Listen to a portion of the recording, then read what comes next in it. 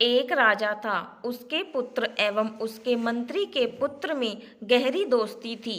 दोनों साथ साथ रहते, खाते एवं घूमते थे। एक बार दोनों ने विदेश घूमने का निश्चय किया। रुपए पैसे की कोई कमी ना थी। दोनों साहसी भी खूब थे। एक दिन दोनों अपने अपने घोड़ों पर सवार होकर निकल पड़े। शाम होते होते वे एक बहुत बड़े तालाब के किनारे पहुँचे। आसपास कोई गांव या बस्ती न देखकर उन्होंने वहीं रात व्यतीत करने का निश्चय किया। अपने घोड़ों को पेड़ से बांधकर वे एक पेड़ की ऊंची डाल पर चढ़ गए।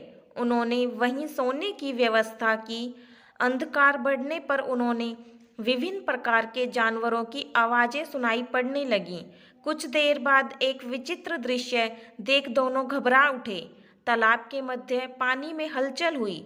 जोर जोर से फुफकारने की आवाज आने लगी। थोड़ी देर में एक विशाल सांप अपना फन उठाए पानी से निकला। किनारे आकर वह फुसकारने लगा। सांप के सिर पर अद्भुत मणि थी। उसका उज्जवल प्रकाश चारों ओर फैल रहा था। सांप ने अपनी मणि को एक मिट्टी के ढेर पर रख दिया और वह फुफकारते हुए भोजन की खोज में उस पेड़ के नीचे पहुंचा जिस पर दोनों मित्र बैठे हुए थे। सांप ने दोनों घोड़ों को खा लिया। दोनों सोच रहे थे कि अब सांप उन्हें भी डस लेगा, लेकिन वह दूसरी ओर निकल गया। वे उत्सुकता से मणि को देखने लगे। उन्होंने पहले कभी मणि नहीं देखी थी, केवल कहानियों में ही सुना था। सांप के दूर जाते ही मंत्री के पुत्र की इच्छा मणि को प्राप्त करने की हुई। उसने सुना था कि मणि से निकलते प्रकाश को ढकने का एकमात्र उपाय गोबर या फिर घोड़े की लीद है। घोड़े की लीद पेड़ के नीचे ही थी। वह जल्दी से पेड़ से उतरा, मणि को घोड़े की लीद से ढक दिया और फिर पेड़ पर चढ़कर बैठ गया। थोड़ी देर बाद सांप लौटा और मणि को ढूंढने लगा। मणि ना पाकर वह गुस्से से पटकने लगा। गुस्से एवं दुख से उसने वहीं प्राण त्याग दिया। सुबह होने पर राजा का बेटा एवं मंत्री का बेटा पेड़ से उतरे। मंत्री के बेटे ने मणि को निकाल लिया तथा उसे धोने के लिए तालाब की ओर बढ़ा।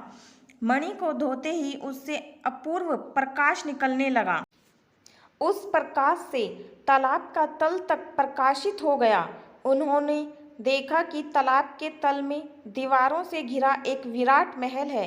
मंत्री के पुत्र ने कहा, चलो डुबकी लगाकर वहां चलते हैं।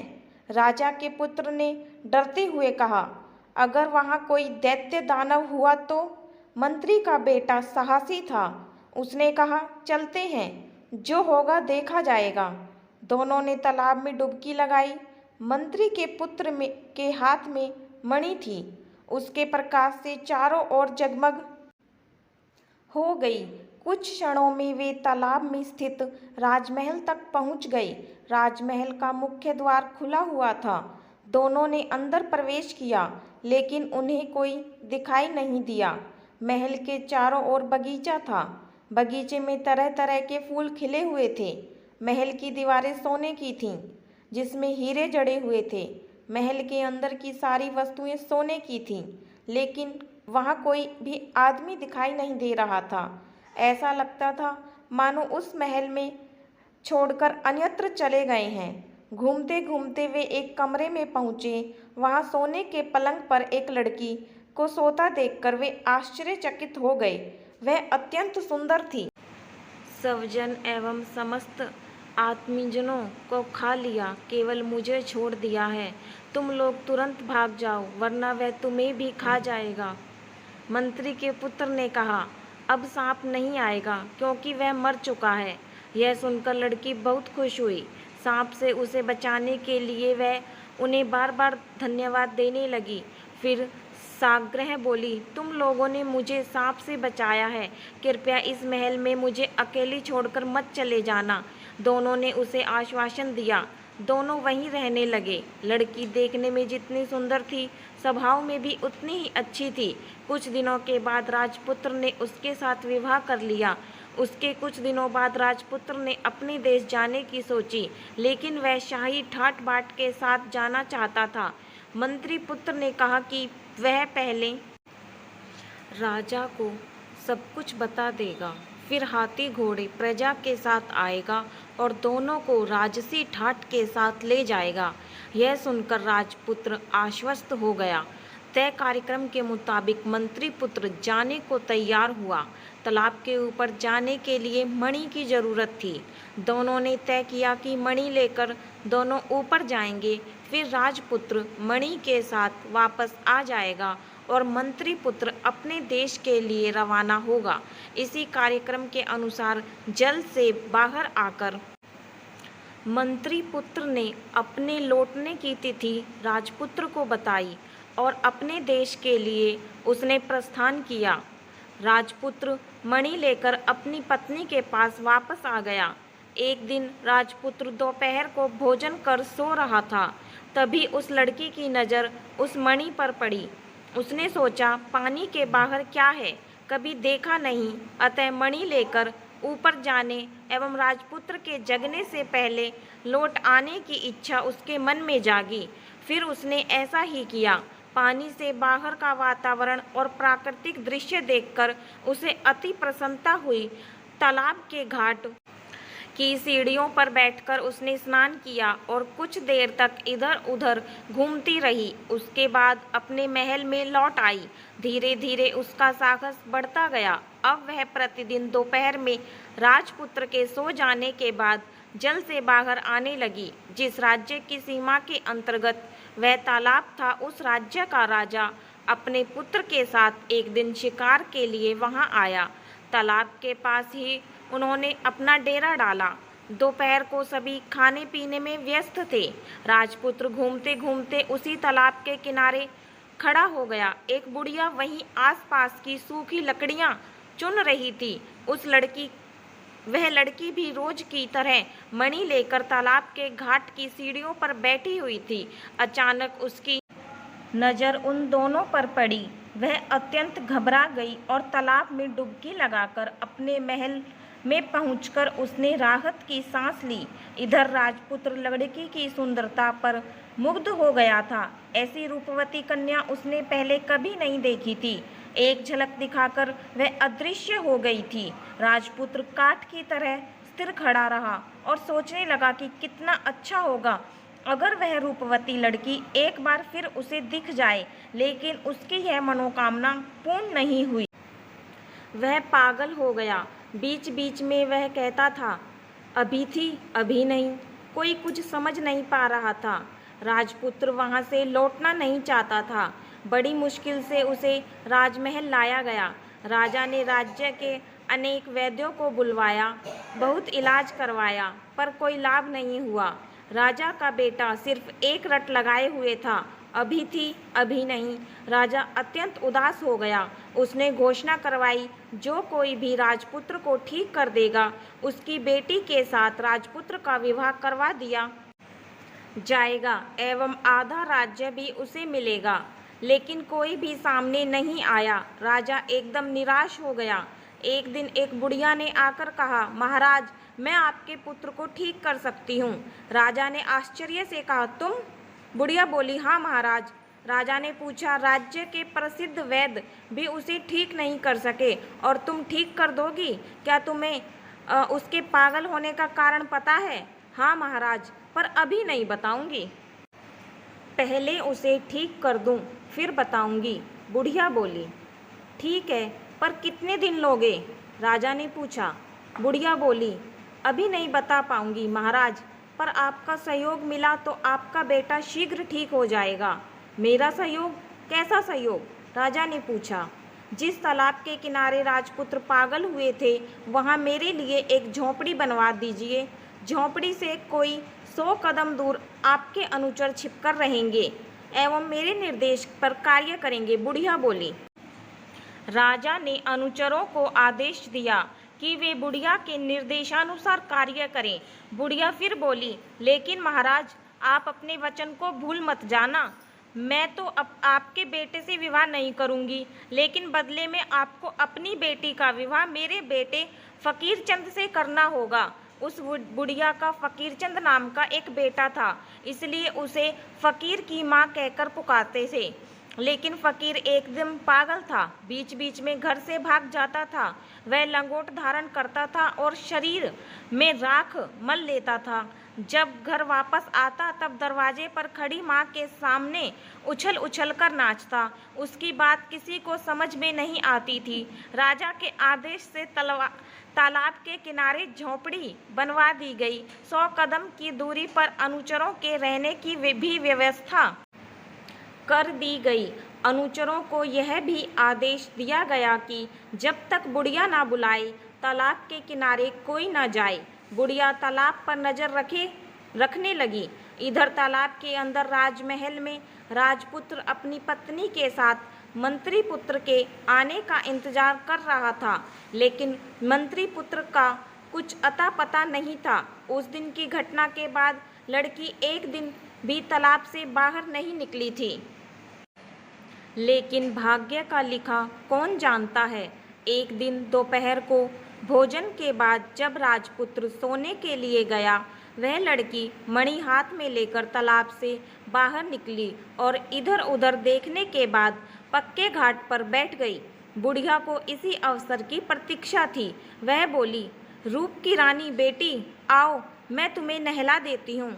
लड़की ने कोई आपत्ति नहीं की। बुढ़िया उसके पास आकर बैठ गई। मणि को उसके हाथ में देखकर बोली, अरे उसे हाथ में क्यों ले रखा है, पानी में गिर सकती है, घाट के ऊपर ठीक से रख दो। बुढ़िया ने मौका देखकर मणि को अपनी आंटी में छिपा लिया और अनुचरों को इशारा किया। अनुचरों ने लड़की को पकड़ लिया और उसे राजदरबार में पेश किया। लड़की को देखते ही राजकुमार बोल उठा, मिल गई मिल गई, वह तो मिल गई। राजपुत्र का पागलपन दूर हो गया। राजा की खुशी का ठिकाना नहीं था। उसने अपने बेटे से उसकी शादी करनी चाही तो वह लड़की बोली, महाराज तालाब के अंदर महल में मेरे पति हैं। मैंने व्रत लिया है कि 1 वर्ष तक किसी दूसरे पुरुष का ही नहीं देखूंगी, इसलिए अभी विवाह संभव नहीं है। यह सुनकर राजा उदास हो गए, पर कोई उपाय न देखकर साल भर तक प्रतीक्षा करने का उन्होंने निश्चय किया। उधर मंत्री पुत्र सारी व्यवस्था कर उसी तालाब के किनारे हाथी घोड़ों एवं अनुचरों के साथ पहुंचा। तालाब के किनारे आम के बगीचे में तंबू तानकर तालाब की ओर एकटक देखता रहा।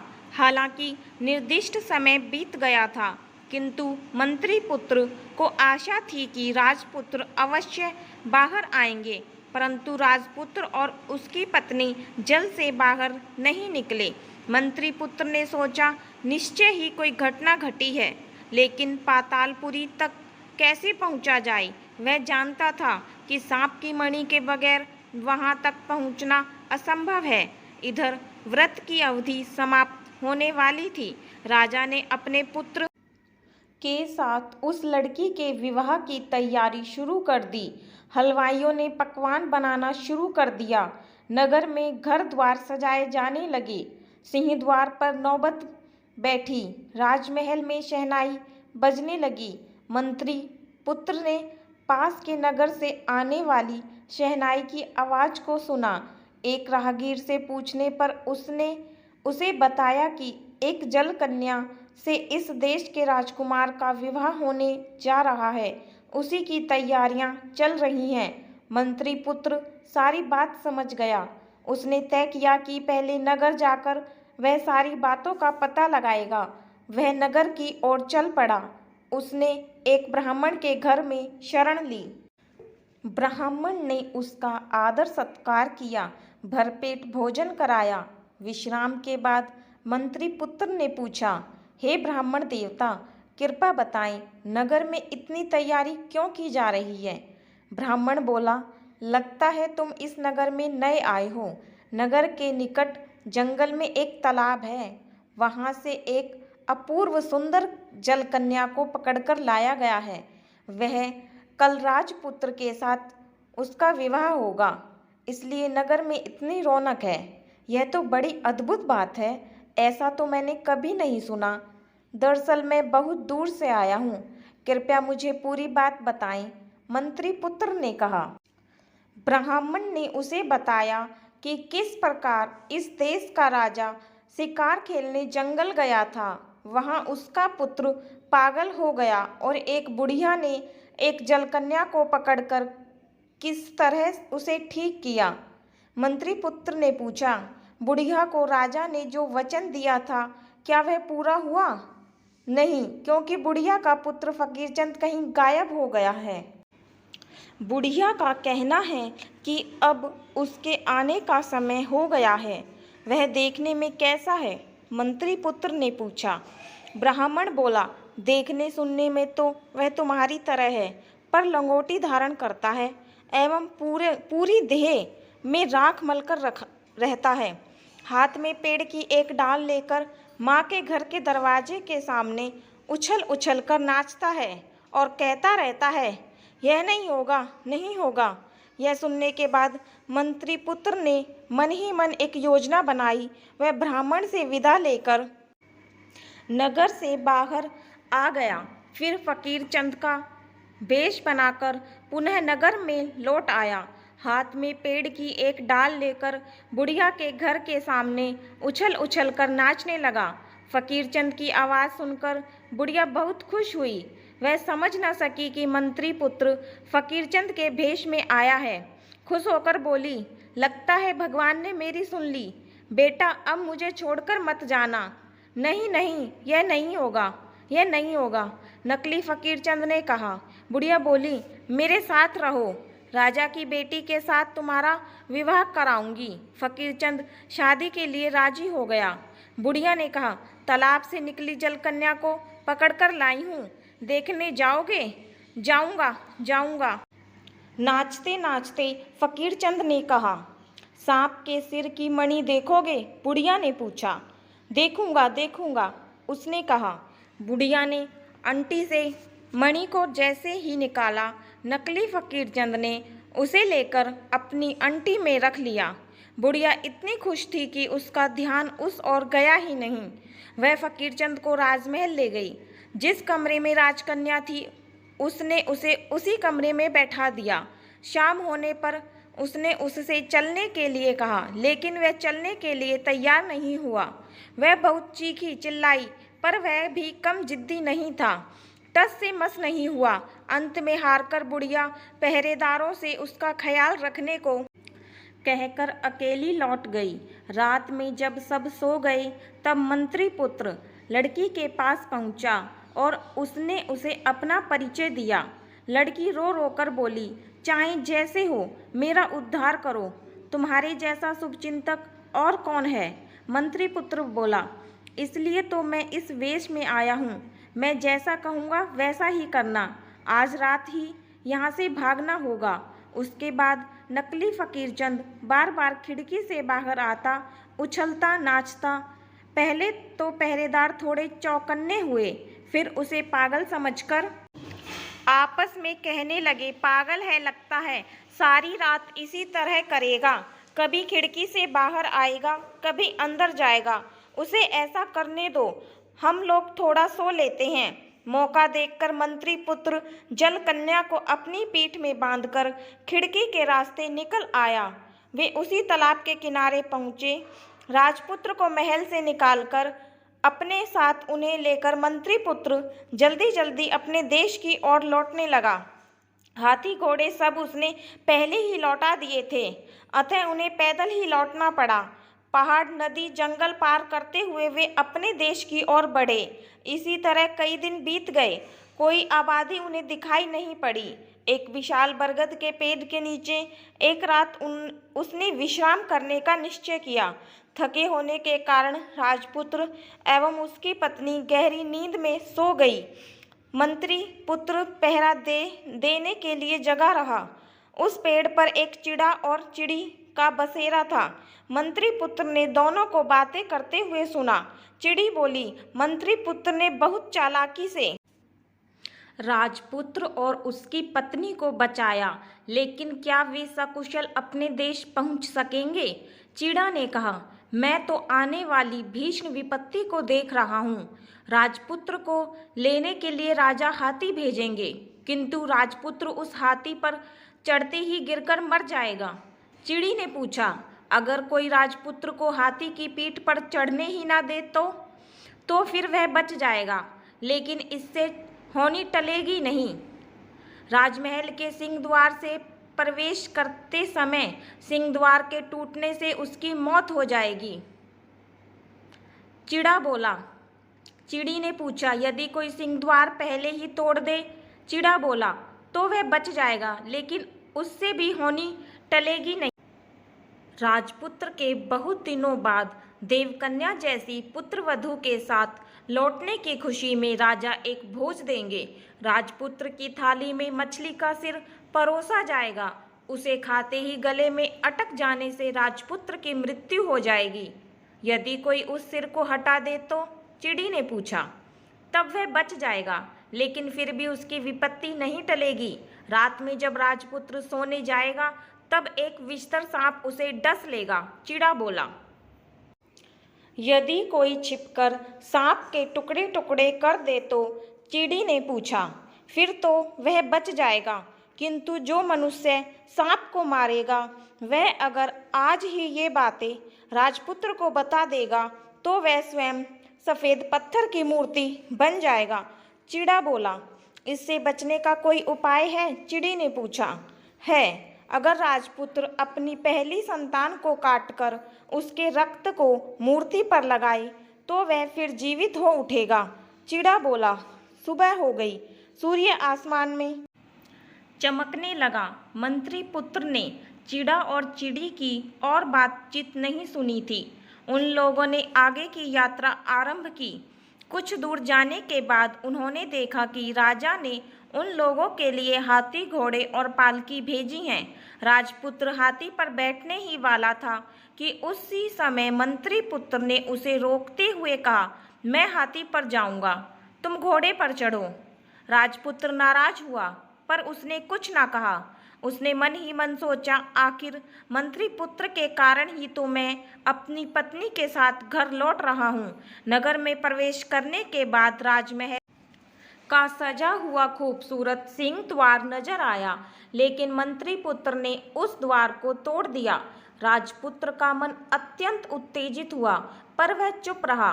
भोजन के समय जब राजपुत्र की थाली में मछली का सिर परोसा गया, तब मंत्री पुत्र ने झट से उस सिर को उठाकर अपने मुंह में डाल लिया। भोजन के बाद मंत्री पुत्र ने राजपुत्र से कहा, मैं घर जा रहा हूँ, मुझे अनुमति दीजिए। मंत्री पुत्र के व्यवहार से राजपुत्र इतना खिन्न हो चुका था कि उसने अनुमति देने में देरी नहीं की, लेकिन मंत्री पुत्र घर नहीं गया। वह राजपुत्र के पलंग के नीचे छुपकर बैठ गया। राजपुत्र और उसकी पत्नी के सोने के बाद आधी रात को उसने देखा कि एक विषधर नाग फन उठाए हुए कमरे में आ रहा है। सांप जैसे ही राजपुत्र को डसने को तैयार हुआ, मंत्री पुत्र ने तलवार से उसके टुकड़े टुकड़े कर दिए।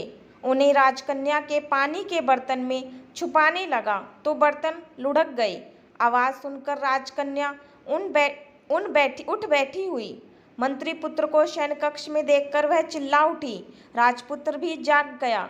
पलंग के पास रखी तलवार को उठाकर जैसे ही मंत्री पुत्र को मारने उठा, मंत्री पुत्र बोल उठा, विश्वास करो मित्र, तुम्हारी जान बचाने के लिए ही मैंने यह सब किया है।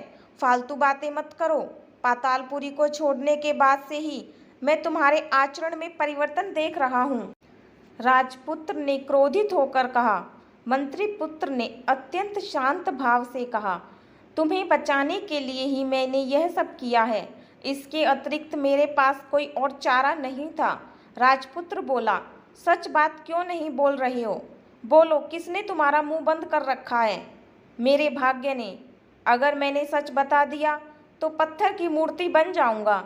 यदि तुम मुझे बचाना चाहोगे तो तुम्हें अपनी पहली संतान की बलि चढ़ाकर उसके रक्त से मुझे नहलाना होगा। मंत्री पुत्र ने कहा, परंतु राजपुत्र का क्रोध शांत नहीं हुआ। उसने कहा, मुझे बेवकूफ़ मत समझो, घुमा फिराकर बात मत करो, इससे कोई लाभ नहीं होगा। सच क्या है बताना ही होगा। तब दुखी होकर मंत्री पुत्र ने चिड़ा एवं चिड़ी से सुनी सारी बातें उसे बताईं। मंत्री पुत्र जैसे जैसे उसे बताने लगा वैसे वैसे उसके शरीर का एक एक अंग सफ़ेद पत्थर का होने लगा। अंतिम बात बताते ही वह पूरी तरह सफ़ेद मूर्ति में बदल गया। तब राजपुत्र को बहुत पछतावा हुआ और वह अपने मित्र के लिए कुछ भी करने को तैयार हो गया। कुछ दिनों बाद राजपुत्र को एक सुंदर सा पुत्र हुआ। उस पुत्र को देखकर वह अत्यंत पुलकित होता, लेकिन कमरे के एक कोने में रखी मंत्री पुत्र की मूर्ति को देखकर उसका हृदय हाहाकार कर उठता। राजपुत्र एवं उसकी पत्नी ने निश्चय किया कि मंत्री पुत्र को बचाने के लिए वे अपने पुत्र का बलिदान कर देंगे। संतान के खून से सफ़ेद पत्थर की मूर्ति को नहलाते ही मंत्री पुत्र जीवित हो उठा। राजपुत्र ने मंत्री पुत्र को हृदय से लगा लिया, लेकिन राजपुत्र ने बेटे के कटे शरीर को देखकर मंत्री पुत्र का हृदय फटने लगा। कैसे उसे जीवित किया जाए वह सोचने लगा। उसे ध्यान आया कि उसकी पत्नी को माँ काली की सिद्धियाँ प्राप्त थीं। मंत्री पुत्र राजपुत्र के बेटे के कटे शरीर को उसके पास ले गया। माँ काली की कृपा से राजपुत्र का बेटा जी उठा। पुत्र को जीवित देखकर राजपुत्र एवं उसकी पत्नी की खुशी का ठिकाना न रहा। उसके बाद सभी के दिन सुखपूर्वक बीतने लगे। कहानी अच्छी लगी हो तो चैनल को सब्सक्राइब कीजिए।